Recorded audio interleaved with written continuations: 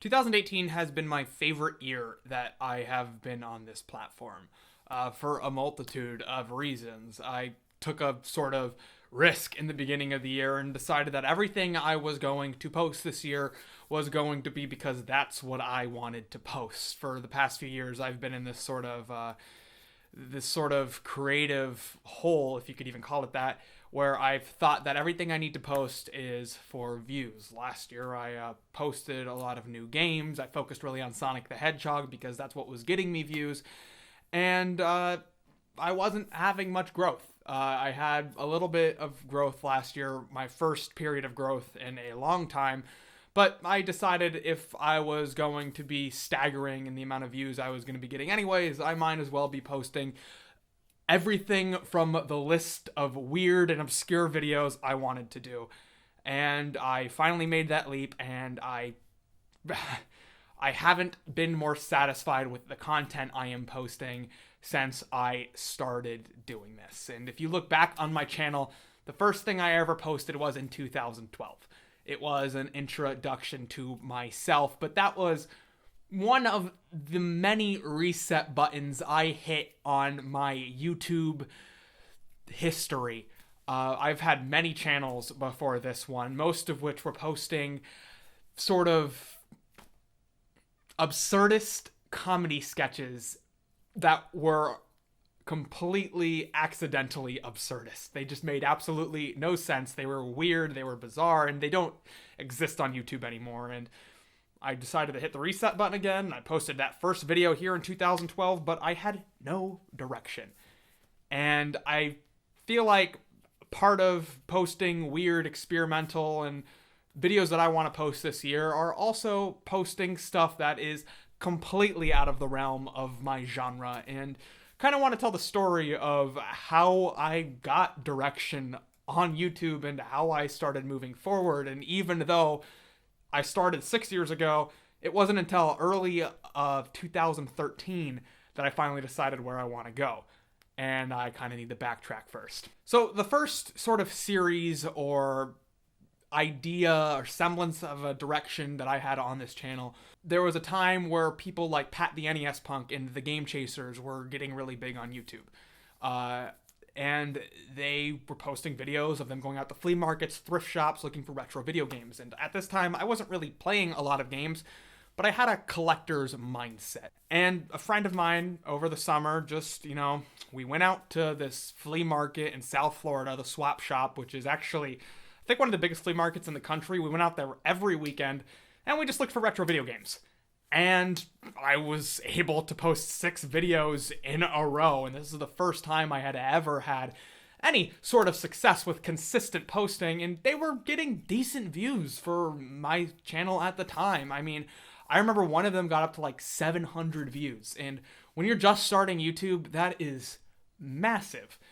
However, at the end of the summer, my friend went back to school. He was only down here for the summer, and this was my junior year of high school going into, and he wasn't able to continue it with me. And I wanted to continue it without him, but there wasn't a lot of drive there. And also, I couldn't drive yet, so I couldn't go out to the flea market at 5 o'clock in the morning. There was no way I was going to ask my sister or my parents to drive me out there. I filmed a 7th episode that served as an update video over and over again, and for whatever reason, I just could not edit it and post it and be proud of it. And so I kind of, went off and started doing other things, school things. A couple months into my junior year, in October, I was involved in a school's production of Beauty and the Beast. And I was cast as Gaston, and I was super, super scrawny. I don't know how I got cast as Gaston. I think I was the only one who was capable of making his voice, making their voice, even close to being as deep as Gaston's. Oh God. When I was a lad, I had 4 dozen eggs every morning so I could get large. And everyone else kind of had this, nasally voice. So even though they were, this big, buff guys trying out for the part, because I could do that stupid, deep voice, Belle, I got the part. And so I knew I couldn't bulk up for the part. I knew that if I wanted to not wear a muscle suit on stage, what I was going to have to do was put on the tiniest bit of muscle, maybe apply some makeup to look like I had definition, and I had to lose weight. So I had definition. I wasn't going to get huge, but I could get definition. So I started running every day. And my legs started hurting like crazy. They couldn't block out any of my parts because of how bad my leg was hurting. And finally, one day, my director just told me, "We are not making any progress with you. You need to go see a doctor." So after, probably 2.5 months without going to see a doctor, I go to see a doctor.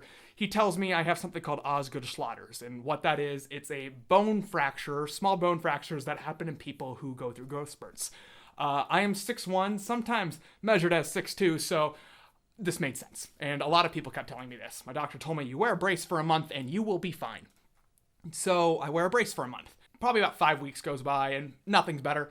And a castmate of mine takes a picture of me sitting in the prop throne, and I look at my leg. And I notice how much atrophy has happened in my leg. In fact, I can't find the original version of the photo because when I posted it to Instagram, I cropped it. I realized I had to go back to the doctor. I go back to get an x-ray. So I'm with my mom getting an x-ray, and the x-ray guy talks to my mom. The x-ray guy, the radiologist. Radiologist? Is that correct? But anyways, the guy taking the x-ray talks to my mom. I'm not involved in the conversation. We're told we have to go get an MRI. And so I go in to get an MRI, and my leg... I had to keep still, and for whatever reason, keeping my leg in that straight position was just impossible and painful. So my pediatrician, because I was 16 at the time, told me that we're going to get you a hydrocodone prescription. You're going to take the pain medication, and then you're going to go get the MRI. Get the MRI done, and lo and behold, I have a tumor. Wonderful. You know what? When I heard I had a tumor, I wasn't even like, "Oh no, I might be a little here." What I thought was, "Oh no, it's October. I was supposed to be going to Halloween Horror Nights in Universal Studios this weekend. Can I still go?" And my doctor was like, "I'm not so sure you should go. What we're going to do is we're going to have you go down to a specialty center in Miami, and you are going to make sure that you don't have cancer. So let's not be afraid of the fake monsters at Universal Studios. Let's be afraid of cancer." I go down to Miami the next morning, and I find out I have cancer. First question I had to ask my doctor was, "Can I go to Universal Studios this weekend?" He said yes. So I think my parents didn't want to tell me no. So I go to Hollywood. I go to Halloween Horror Nights at Universal Studios the day I was diagnosed with cancer. I had osteosarcoma. And the first thing my doctor told me was that the survival rate is really good for this. So you're going to make it through this. It's just going to suck. You're going to have to do 8 months of chemotherapy. And I get back the next week, and I go down to get some routine scans. Stuff that's supposed to be routine. We're going to get a game plan for chemotherapy. And I have a chest scan. I go to the oncologist's office, and while I'm in the waiting room, I get told that I have to go to the emergency room. And so apparently my chest scans showed that I had 22 tumors in my lungs, and that my lungs had collapsed. I didn't feel it at all, so it was just the most bizarre thing to hear. So I get rushed to the emergency room when I'm supposed to just be there for routine and go home later that day. And I'm in the hospital for 4 weeks. So I'm in the hospital, and the only two things I can think of is if I can still be in the play. The answer was no, and gotta get back to YouTube. And so while I'm in the hospital, I make an update video, and I don't even get the name of the cancer right. I called it osteosarcoma. It's osteosarcoma. It's the same cancer that Augustus Water has in The Fault in Our Stars, and he mispronounces it, or at least how I learned how to pronounce it in the movie, and not very happy about that. And so I post an update video saying that I can't really keep making the videos I was making before, and I'm gonna have to either take a break or do something else. And so cancer's in my leg. I start chemotherapy, hair falls out, shave my head, and do 3 months of chemo, and it's January. And I'm supposed to be getting my leg surgery. And And in this time, I'm watching a lot of Game Grumps. I'm watching a lot of YouTube. I'm wishing that I could be out making the kind of content I wanted to make. And for Christmas, I got an Xbox 360 that worked because my old one red ringed, and I got a game capture card.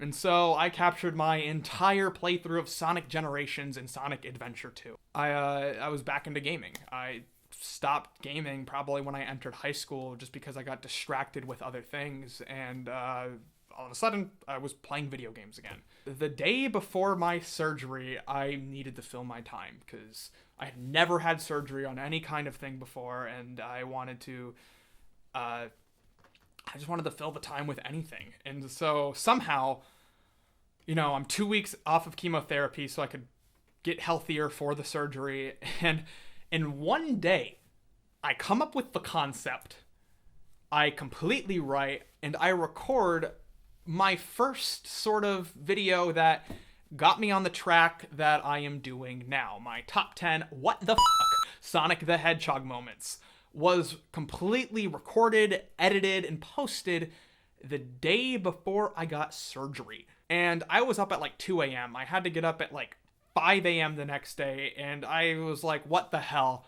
I like this video. I think it's funny, even though I'm copying every other big gaming YouTuber on at the time. I'm going to post this to Screw Attack's G1 section. Now, Screw Attack back in the day used to be super fan-oriented. They had this huge section called they had this huge aspect of the site that was all about their G1s, their fans. Got up the next day, got put under for surgery. Surgery's 6 hours. I sleep for 16 hours, and I wake up, and all my friends are there. My parents are like there, wondering if I'm okay. My mom's freaking out because I slept for 16 hours, and I'm like, I wonder how that video's doing. Screw Attack put it on the homepage in like the little rotation thing that they had back in the day, and the video had 2,500 views. I was completely dumbfounded. That is the best a video I had ever posted had done, and I was so excited. Yeah, the day before my surgery, I posted the video that would go on to become my most popular video of all time. That video now has 1.7 million views, which is 1.1 million more than my second most viewed video. And I made it all in one day, on a whim, out of boredom, while I was waiting for surgery. I wanted to keep making videos. I filmed like 3 videos while my leg was recovering. I was unable to move it for 6 weeks. I had to keep it in a straight leg brace while a metal knee implant sort of situated itself into my leg. So if you ever see me walking funny, if you ever see me out in public, that's why I kind of walk funny. It's because I have a giant metal knee in my leg and 15-inch scar, and I'm trying to film this video, but like I can't film a second video because every time I see my face on the camera, I look like a corpse. I remember I filmed a braid review, which was going to be a follow-up to my Sonic Moments video, and I had this nasty, like, you get like cold sore-esque things in your mouth when you're recovering from chemotherapy, and I couldn't post the video because I had this giant sore on my lip, and my eyes were just, I was like 30 pounds underweight. My eyes looked sunken in, and I just looked dead. And I could not bring myself to like put that image out into the world. The next video I posted was Animal Crossing. Then E3 came, and I posted Super Smash Bros. And I finished up chemotherapy in June, and I've told this story on this channel before. I was playing Animal Crossing New Leaf when this happened, and I'll link that video down below so you can see that. The second I realized what my direction on YouTube was going to be was July 4th, 2013. July is when I had my scans that showed I was all clear. This is weird, and I always feel weird telling this story because it's such like a definitive thing to say, but apparently the program I was having for chemotherapy was that I was going to have like 3 months of chemotherapy, surgery. They were going to see how dead the tumor was when they removed it from my leg, and then they would decide how to continue moving forward. And the tumor was like 98% dead. So they're like, okay, you only have to go till May. I had some complications, so I ended up going till late June, get the scans in July. Part of the cancer treatment plan was I was supposed to get a lung surgery, but my lungs recovered better than anybody else to ever have this cancer on record. And they decided that they couldn't even see the tumors in scan, so they had no reason to do the surgery. And I still get lung scans, so if ever, I'm good, don't worry. But I remember sitting there July 4th, 2013, loading the YouTube page over and over and over again, and I was 2 weeks off chemotherapy, and I hit 1,000 subscribers. And that's when I kind of knew this whole game playing with Billiam, which later just became Billiam, was the direction I was going to go on YouTube. That was 5 years ago, the day I'm filming this. I am 5 years cancer-free, and I have been going 5 years on this channel. And I look at those old videos, and it's like, I'm not posting anything even close to that anymore. I joined speech and debate when I got to college a few years ago, and the style of my videos completely changed then because they all became pseudo-analytical. Like you watched my videos from 2 or 3 years ago, and it turned from this super silly kid to this kid wanting so badly to be an adult and be looked at as mature and organized and intellectual. And then I sort of transferred back to the silly sort of side, but in a more organized kind of way. I don't know. And there have been times where I've wanted to put the channel away. There have been times where I think it's been dead, but like these past few months have been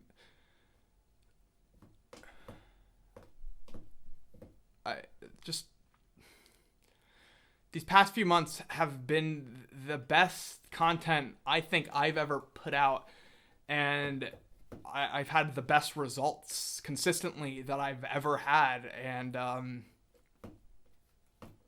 it all started 5 years ago.